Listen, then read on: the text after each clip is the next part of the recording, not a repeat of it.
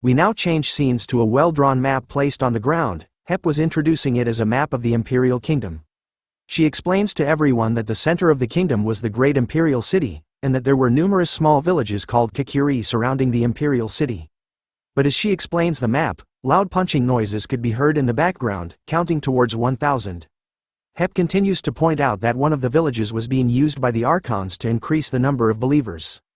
She reveals that the most common pattern is to attack a kakiri and conquer it. But then the punches became even louder, reaching 999. Hep finally snaps and shouts at Chio, asking her if she was even listening to the lecture she was giving. With one final punch, Chio had finally killed one more monster in a single blow, letting her reach 1,000 punches. With stacks of dead monsters piled up and her body pumped, Chio informs Hep that she was listening the entire time.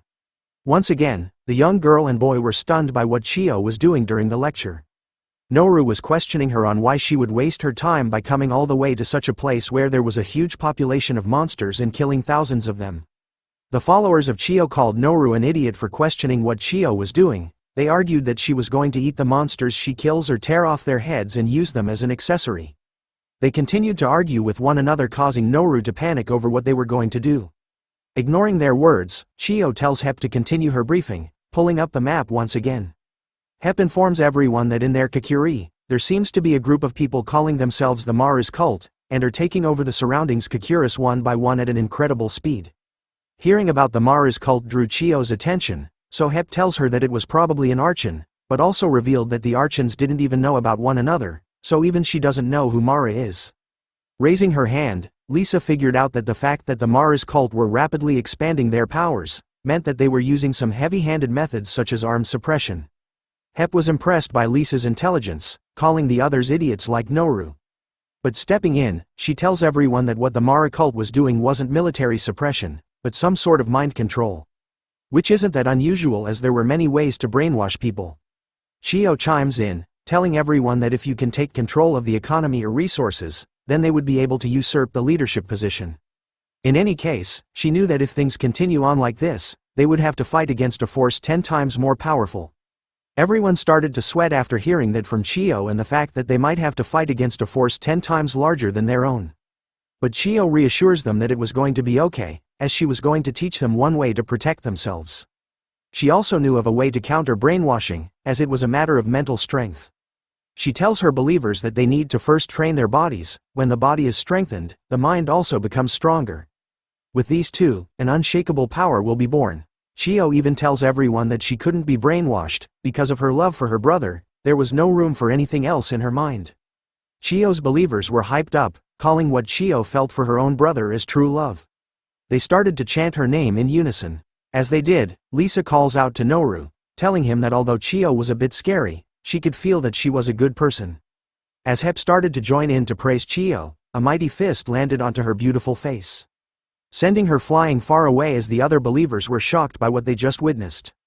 Chio, for some weird reason, seems to have snapped her mind as she screams out randomly. Her followers tried to get her to regain her mind, but it was no use as she continues to scream like a battle cry. Sensing the danger coming from her, the followers started to panic and run as Chio uses one of them as a bat to smack the poop out of the others. It turns out that her mind was filled with Yuki, knocking everyone out and shouting out his name. She declared that she will do anything for him. Lisa and Maru were the only ones standing, and finally realized that Chio was the actual devil. Lisa and Maru continued to stand still as Chio hunted down every single one of her followers that were present in the field. They all laid on the ground, completely knocked out except for Hep, who still couldn't understand why Chio was doing what she was doing to them. It turns out that for some reason, Chio's mind was completely filled with Yuki inside. She repeatedly says his name, one after the other, till her face becomes a meme. The night before, at Lisa and Maru's house where Chio was staying, Maru was there, sneaking up on their roof like a ninja. She figured out that the village leader, Chio, was currently staying in this house. Using her thread, she inserts one of them into the house to do some recon. She could see everything that was inside of the house as the thread was connected to her eye. But as she scans the room, she wonders where Chio was until she comes across a paper on a wall with the words "Big Sis Love." There were other pieces of paper stuck to the wall, with words written on it such as "Miracles are done by force, brother and sister marriage uncertain." Looking at these weird papers, even Maru was creeped out by them.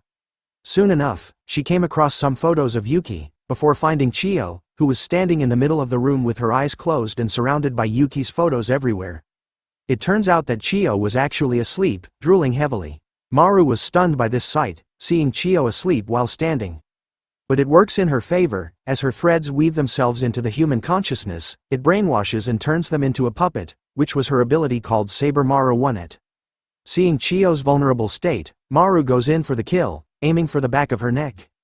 But Chio's eyes opened instantly, sensing the danger, but to Mara, it was pointless now, cause even if she wakes up now, Maru's thread's speed exceeds the speed of sound.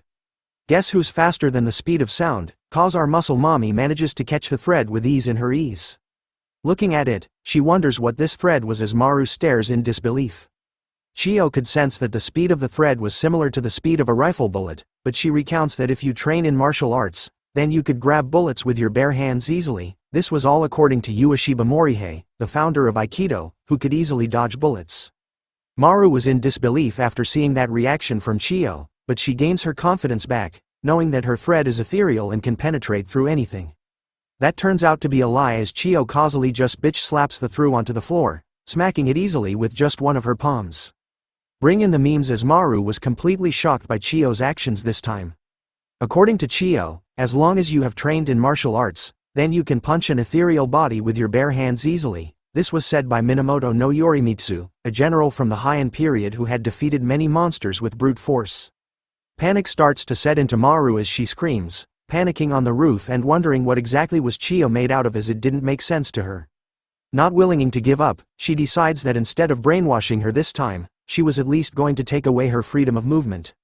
The thread attack works this time as Maru aims her Chio's ankle from the back. She definitely felt that attack as her eyes started to widen before slowly closing. The next thing she knew, she found herself in her underwear, surrounded by flowers, with Yuki standing naked right in front of her. Seeing her precious younger brother brought a smile across her face as she screams his name before leaping right at him, instantly shedding all of her clothes within seconds. Warning, the following scenes may seem disturbing to some viewers. Leave now but don't forget to like and subscribe to support the channel. Wasting no time at all, Chio body slams her naked body onto Yuki without hesitation. Her dream had finally come through. Chio had completed the cycle of life by merging with her younger brother. Or in her words, fusion complete. Sitting on top of Yuki, Chio's wish has now been fulfilled. The Yuki in her dream didn't even try to resist her moves, instead, he asked her if she could listen to his request. Even after snapping awake from the dream, Chio still accepts the fake Yuki's request. Back to Maru, she couldn't believe that she had done it. Somehow, she was able to brainwash Chio through her feet, but it still made no sense to her. Chio's physical body was invincible to a degree that makes no sense, but against a mental attack, she somehow has no defense against it. But in the end, it didn't matter to Maru, as she now could control Chio whenever she wanted. Which leads us back to the scene where Chio knocked everyone out. In her demon mode, Lisa tries her best to call out to Chio, begging her to come back to her senses, but it was useless. Maru had made her appearance, being carried by her muscular men with masks on. Noru was stunned to see her this way, even finding the time to insult her by saying she dresses like an idiot. Ignoring his words, Maru reveals to everyone that Chio was currently under her control, an Archon. Hep finally gained the strength to sit upright, and couldn't believe that Maru was an Archon like her too. Hearing those words coming from her felt like an insult, as she didn't want to be compared to a loser like Hep. Stepping down from her seat, Maru declares herself as Karma Mara, the only supreme god. She knew that Hep's entire group were nothing without Chio, making them completely powerless.